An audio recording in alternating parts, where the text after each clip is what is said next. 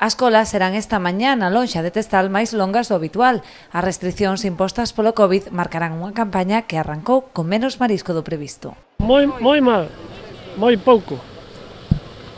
Menos do que esperaba? Bastante menos. Moito non hai. De momento é o seu primeiro día, pero moito non hai.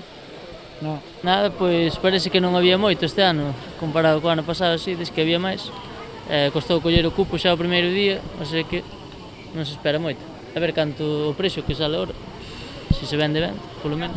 Simplemente na zona que traballamos, pois vimos que había bastante japónica, pouco berberecho e pouco máis. Nesta xornada inicial houbo a quen lle custou apañar o tope de 20 kilos de berberecho, menos traballo coa ameixa, especialmente a xapónica. Estas primeiras impresións fan augurar unha campaña máis modesta ca do ano pasado, que bateu récord de facturación. Non ten un punto de comparación co ano pasado. Non ten... É o mar ás veces hai, ás veces non hai. Este ano non é o ano pasado. Non. Sin dudalo, xa. Aínda así, os mariscadores confían en que a alta demanda favoreza a cotización do marisco e a campaña se poida desenvolver con relativa normalidade, tal e como aconteceu esta mañá.